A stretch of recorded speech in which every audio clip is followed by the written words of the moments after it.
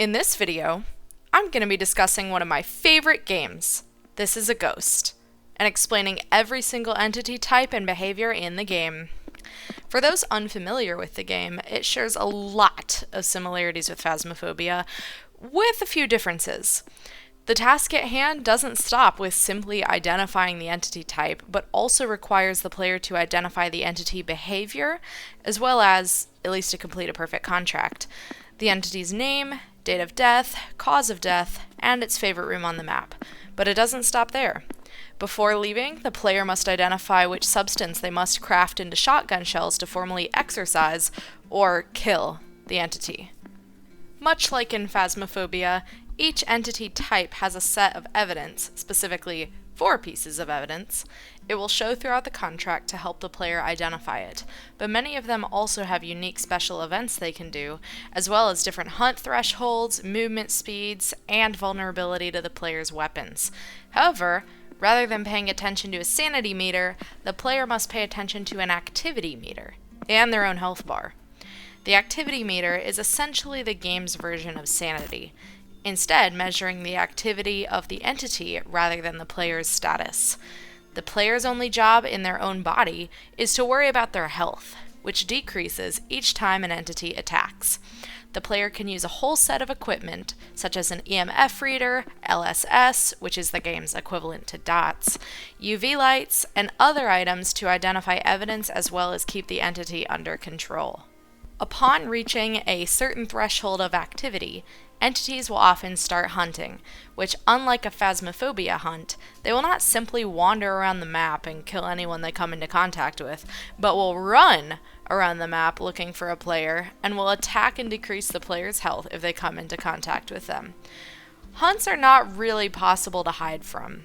Even if you stand in an area that the entity is less likely to find, you can't literally hide yourself away in a closet or anything. More often than not, you are forced to fight rather than hide until the entity is back below its hunt threshold. There are 23 different entity types in the game, which are not all created equal in terms of difficulty.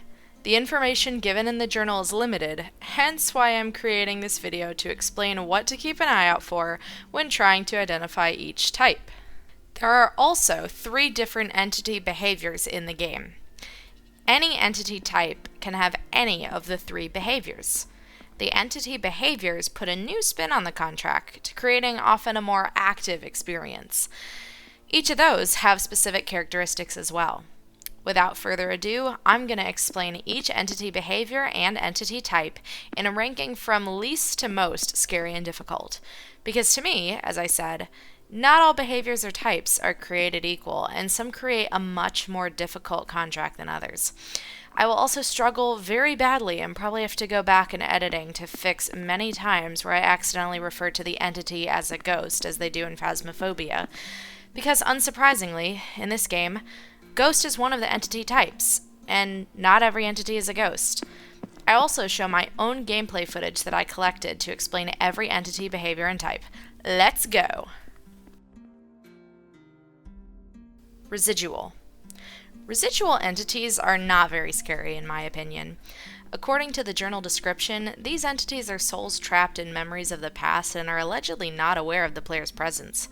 They interact quite a bit with the objects around them, but won't really confront the player unless hunting. Generally, I will start to suspect an entity is residual when it is not interacting with me at all, but there are only a couple ways to really confirm it. Residual entities frequently like to flicker lights. That doesn't necessarily mean that an entity is residual if it's flickering lights, but residual entities will do it more often than others. Residual entities can also do a special interaction with paintings unique only to it and one other behavior type, where it will create a red fog around a painting near the player and superimpose the image of a skull over it. A fairly disturbing sound cue will also play as it does this, and it will produce an EMF reading.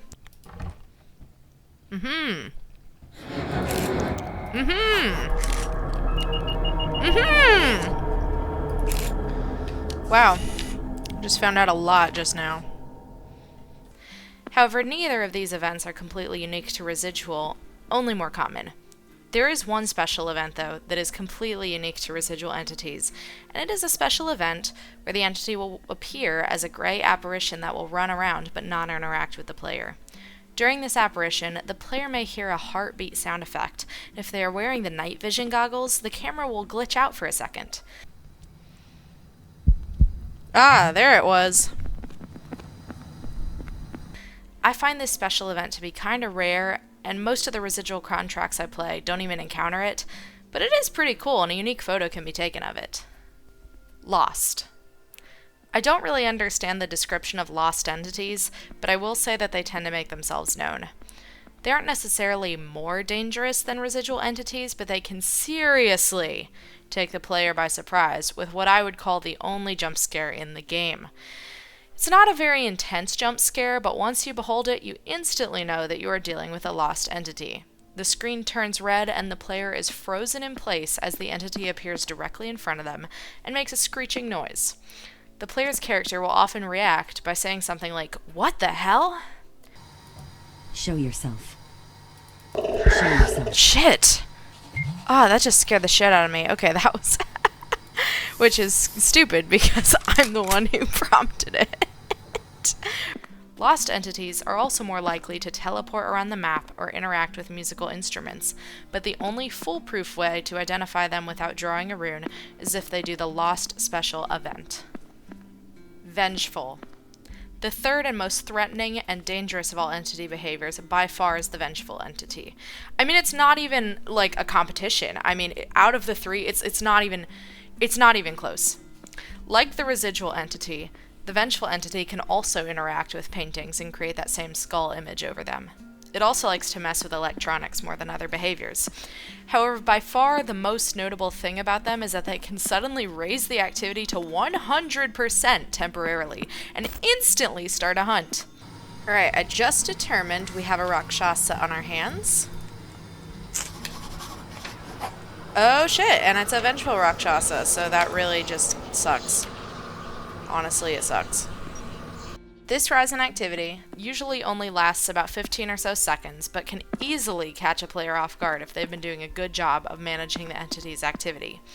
However, this is completely random, and sometimes you make it a vengeful entity that does multiple surprise hunts in one contract, and sometimes it won't do any if it's being really stubborn. I recommend if you are surprise hunted by a vengeful entity to simply stay in place and activate your shield. Oftentimes, until you can get to a safe place, that is the best way to prevent an attack when you aren't expecting to be hunted. Side note, I ranked these by using a website that helps you rank stuff. I'm not very passionate about most of the entities in the middle of this ranking, but I'm definitely sure which ones I find the easiest and least scary, and which ones I find the hardest and most scary.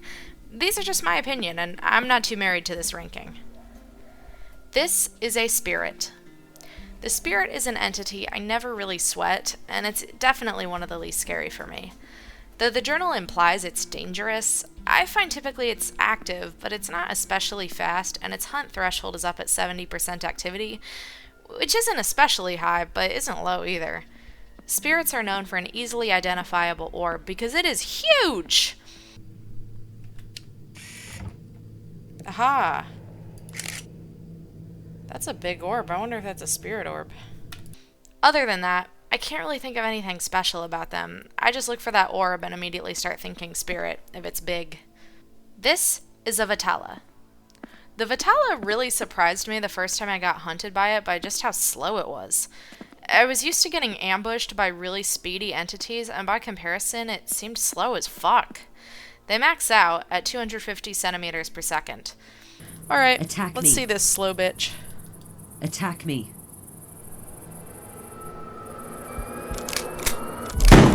Yeah. Do you like it? Attack me. That's kind of the speed we're talking here. I've also found that they have to be exercised pretty quickly or you'll be shooting them again and again. They recover health quickly, but as long as you shoot them fast enough to drain their health, they're not all that dangerous, and they also don't hunt until 90% activity. This is a shapeshifter. Shapeshifters aren't necessarily super easy, but nothing about them really stood out to me as particularly hard. The worst things about them are that they hunt at 65% activity, which is kind of medium, and their top speed is 400 centimeters per second, which is fast. Allegedly, they're able to change entity model, but other than that, the gameplay feels very similar to me to other entities. I've never been able to see them change entity model, so therefore I couldn't get footage of it or confirm if that is in fact its ability. I've just heard it allegedly. Let me know in the comments if you've ever seen that. I've actually never seen it do it. So, yeah. This is a kappa. I start wondering if the entity is a kappa when it's turning on faucets over and over. The journal mentions it is stronger near water, and that's certainly the number one thing that stands out about it. If I keep shutting off the water and it keeps getting turned back on, I definitely start thinking kappa. Being in the entity's favorite room when they're not here kind of feels like showing up to your friend's house when they're not home.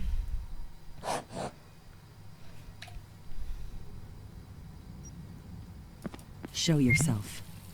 Aha, sync is on. Other than that, nothing too remarkable. This is a Raiju. There's one specific interaction that immediately alerts me to a Raiju. A Raiju can interact with an electrical object in such a way that it can generate sparks, which can be both seen and heard. I'd like to note in the clip I got, I originally confused it with an Oniroi, but the difference is that an Oniroi shorts the breaker, which a Raiju simply sparks an individual electrical object.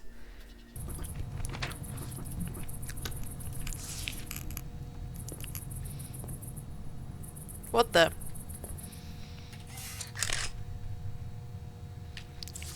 Can Oniros do that? This is a Deva. Devas have a very cool special ability, but can be super frustrating if you don't know what to expect of them. Devas keep their energy, according to the journal, in an object. Once a Deva is low on energy after being shot a few times, an object on the map will gain a red aura. The object must be shot and destroyed before the Deva can be exorcised, and if you're unaware that that must be done, you'll be shooting the Deva over and over without it exorcising.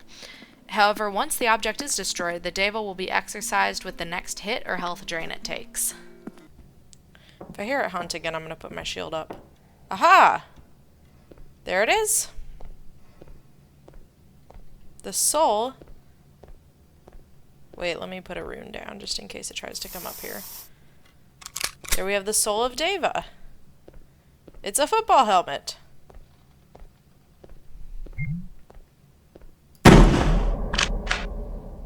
Ha! Idiot! Oh shit. And he died instantly. Super embarrassing on his part. This is a ghost. The ghost and the namesake of the game isn't all that dangerous. I've just had some bad experiences with it because of its medium-low hunt threshold at 60%, and its resistance to incense. I find that when I place incense with a ghost, its activity even seems to go up, and I hate that because I love using incense to keep things under control. It's a residual ghost! No way! Alright guys, it's official. This is a ghost. This is a ghost. So yeah, the only things that were remarkable to me about this contract are that the incense did not do anything to it, really, and that it is, hunting at 60%. Other than that, their gameplay isn't very unique. This is an Oniroi.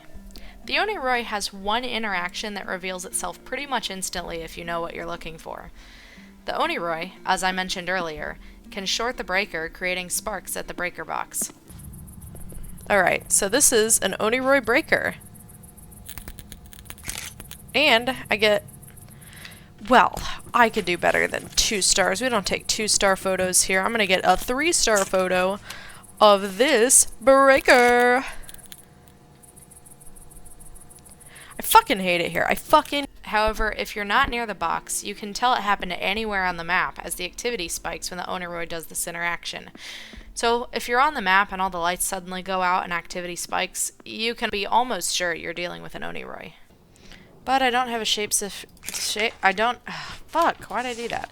I don't have a shapeshifter or a Rakshasa. It's a fucking Oniroy. It's fucking... It just did the fucking breaker. This is a Yurei. I observed a Yurei for a pretty long time and couldn't really pick out anything special about it. What I noticed about it while I was gathering footage is that it was a super active entity and got pretty fast when hunting. Okay, she is kind of fast.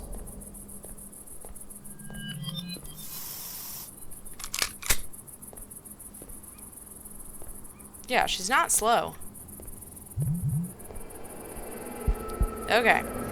It doesn't seem to do anything exceptional, but it is just generally a bit dangerous to deal with. This is a yokai. While gathering footage, I ended up in a lot of contracts against yokais, and it became increasingly obvious that the yokai loves to show itself off. The journal implies it does apparitions often, and that's exactly what my experience was. Not only did it show itself a lot on its own, but it also responded to the show yourself prompt more often.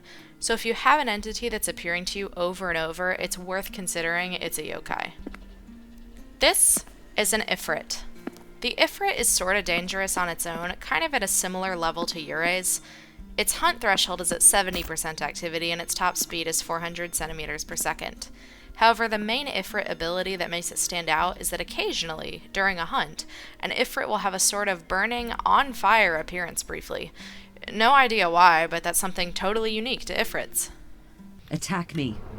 Okay.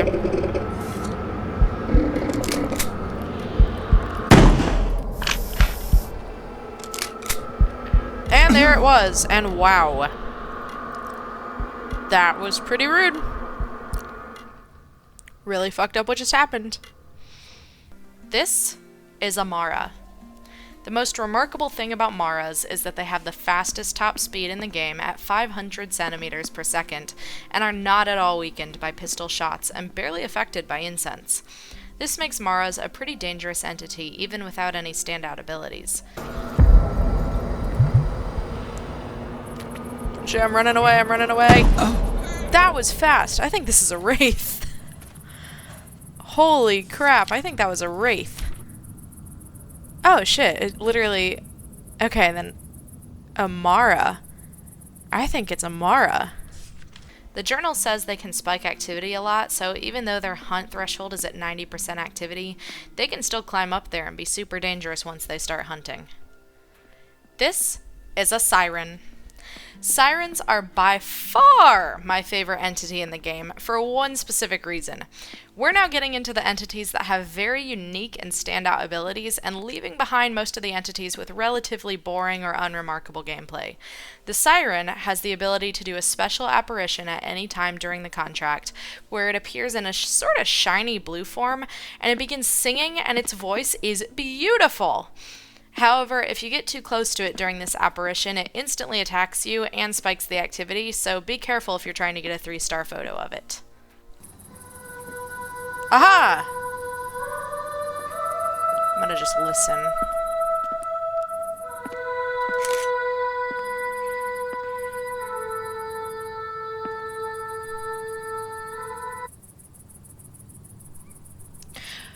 What a beautiful song, my lady. This is a Wraith. The Wraith scared the shit out of me the first time I was hunted by it because even though its regular top speed is 250 centimeters per second, it has the ability to occasionally during a hunt reach a speed faster than Amara's top speed and surprise you before you can shoot or put up a shield. And I noticed in my recording it seems to also stay invisible until it is very close to you. If you're not expecting a Wraith, it can definitely surprise you.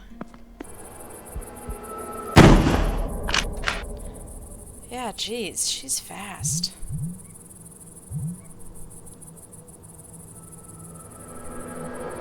Oh. Ah!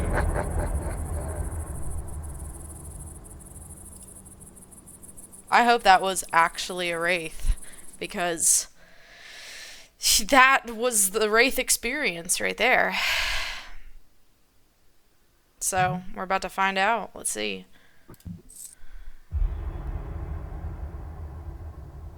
Yep, it was a Wraith. This is a Banshee. The Banshee has one distinct ability that is easy to deal with if you're expecting it, and super hard if you're not. It can, while hunting, freeze the player in place for a couple seconds. When it does this, it lets out a scream and turns the screen blue.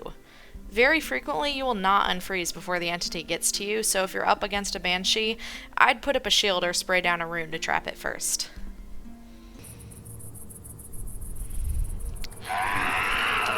Yeah. If I didn't put the rune up, I'd be cooked right then. Oh, nice. This is a tulpa. The tulpa was the final entity I ever got the achievement for exercising because I struggled so badly to identify it. There's a good reason for that. The tulpa is somewhat like the mimic from Phasmophobia, except it can also fake evidence. What I figure out about it eventually is that things won't quite line up. Its abilities will not quite match the evidence you're finding, or you'll be totally sure what entity it is and draw the rune, and the rune explodes. That's the main thing that's kind of scary about it. It can do any ability or leave any evidence and catch you by surprise. I, based on evidence, was fully sure this was a ghost. We had voices, we had fingerprints, we had LSS. Didn't have drawing yet, but it could only be a ghost with those three.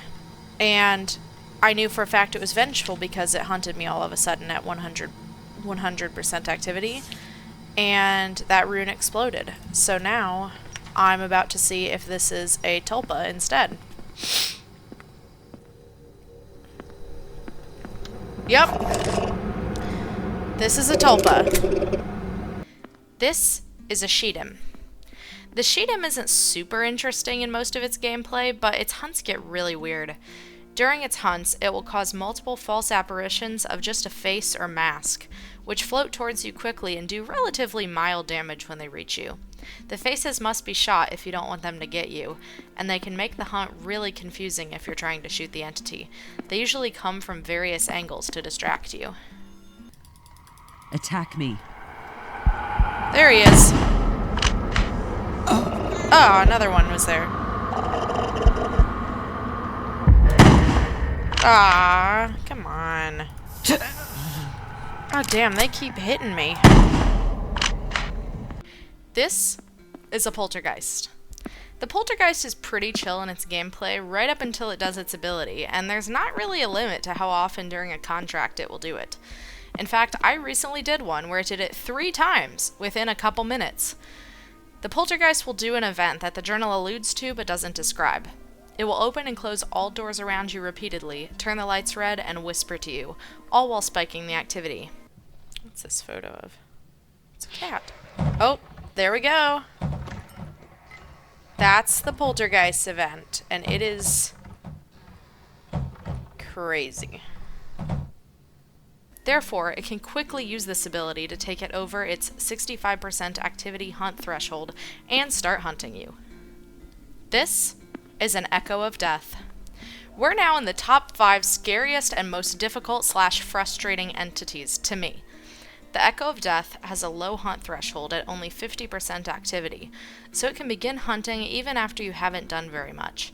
It is not affected much by incense or the burning flash, but its biggest problem is that during a hunt, the entity is followed by multiple apparitions of the Grim Reaper that must be shot, or else they will do damage to you when they get to you. The one fortunate thing is that these apparitions usually follow the entity rather than appearing sort of randomly and by surprise like the Sheetum apparitions. Oh. My god.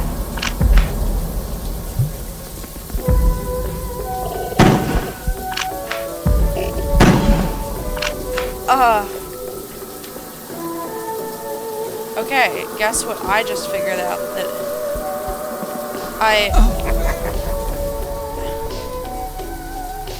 What the fuck just happened? This is a Rakshasa. Rakshasas always make me groan once I realize I'm dealing with one. It's only slightly scary if I end up hunted by it, but it's mostly just irritating. Rakshasas have no rune associated with them, so they cannot be trapped and drained. You simply have to try to get them to appear to you and shoot them. Fortunately, they're very vulnerable to pistols and burning flashes as well.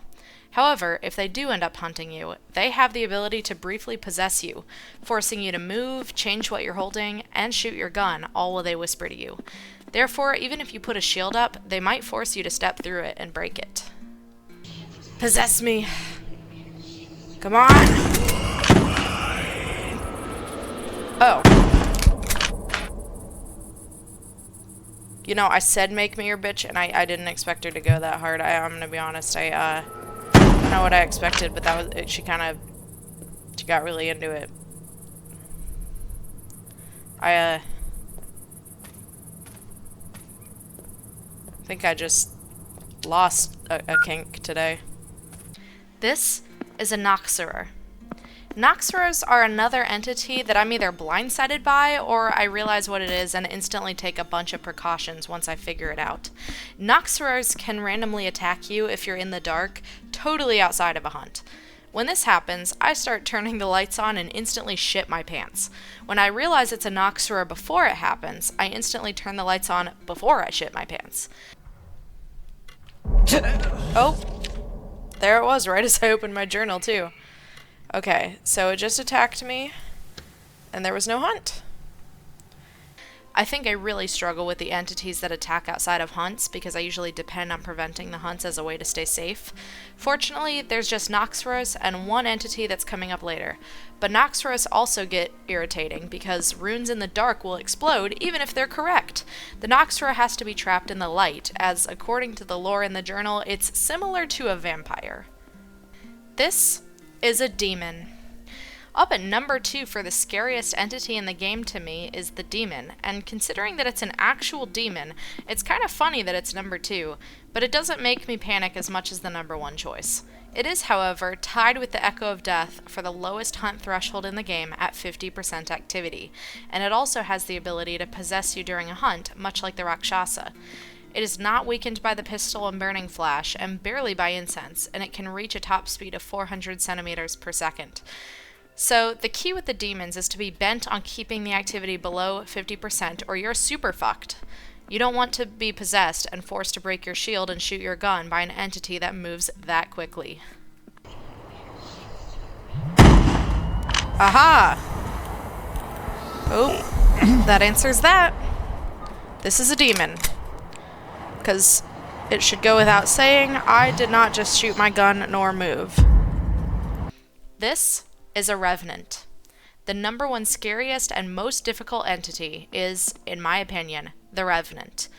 Now, if you look at its stats in the journal, it seems not too bad. It does reach a top speed of 400 centimeters per second, but also has a 90% activity hunt threshold and is very impacted by incense. The reason it is so dangerous is because it attacks you outside of a hunt without you knowing. Your character doesn't react at all like it does with the Noxerer. Rather, the Revenant slowly drains your health, often getting pretty far before you notice. In fact, it can silently kill you by doing this if you're not paying attention. Placing incense can stop it temporarily, but it will eventually continue to. So when I realize I'm dealing with a Revenant, I move to exercise it as fast as possible. It's the only entity where you begin racing against time, and that's what carries it to the number 1 spot for me. Okay, I had to start recording because I just noticed this was a Revenant super sneakily. Look at my health bar right now.